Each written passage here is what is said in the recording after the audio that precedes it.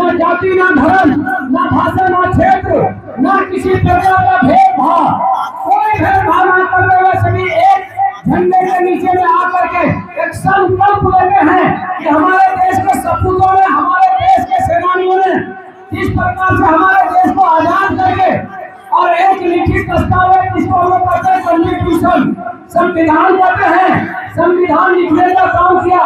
चूंकि अंग्रेजी हुकूमत से निकाल करके और आवाम के हाथों में ये हम लोगों को अधिकार दे दिया, उस समय लोगों को अंग्रेजों से पूछ करके काम करना पड़ता था।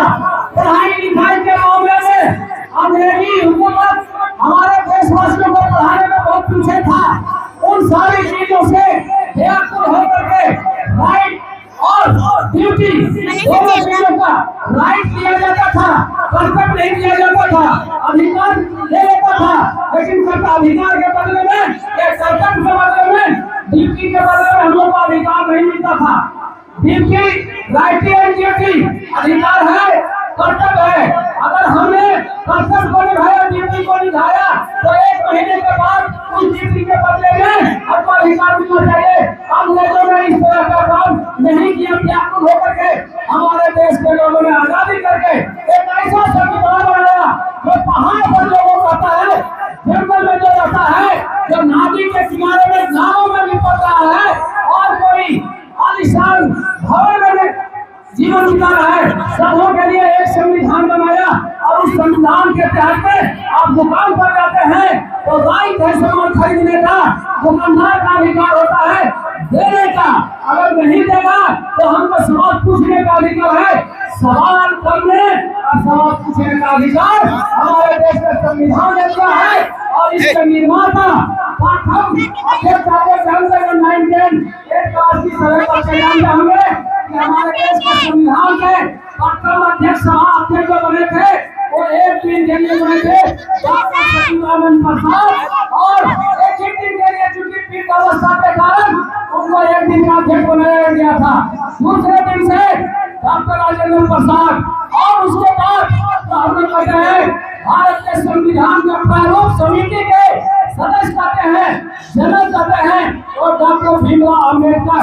और इसी से फेडरेशन का काम शुरू हुआ, फेडरेशन का काम हुआ, संघवाद का काम शुरू हुआ, वोट का राइट दिया 1992 ईस्वी में अधिकार दिया।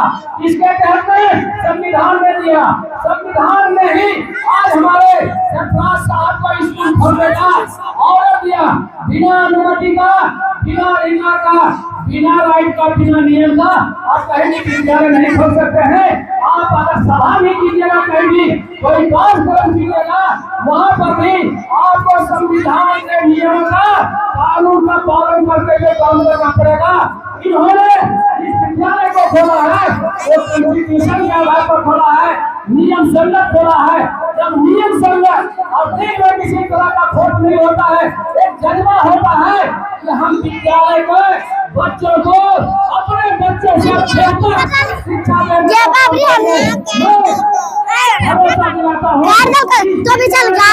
जितने भी बच्चे दिखेंगे, चाहे IAS बन जाए, PC बन जाए, SC बन जाए, या किसी भी निगम में सचिव बन जाए, सरकारी पदाधिकारी बन जाए, या गैर सरकारी बन जाए, दो तरह के होते हैं।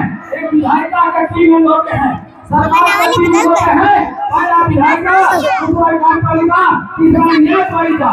कार्यपालिका का भी काम होता है, कार्यपालिका ये होता है घर राजनीतिक कार्यपालिका जिसको हम लोग कहते हैं अस्थायी कार्यपालिका।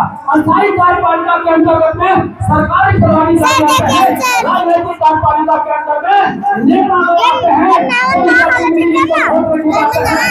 सारे के सारे चाहे कितने भी आवाज से आला मकाम पर चल जाएगा, शिक्षकों के माध्यम से उस मकाम पर पहुंचना है। और जो ऊंचे मुकाम पर ऊंचे शिक्षक पर चल जाता है, नीचे स्तर के शिक्षक को याद करता है जिन्होंने हमारे हमने पकड़ करके और हमको स्कूल में चलाना सीखा, वही शिक्षक ने हमको आंख दिया। आंख आते हुए भी तीसरा आंसर दिया जाता है, वो होता है गुरु। और बिन गुरु का ज्ञान नहीं मिलता है।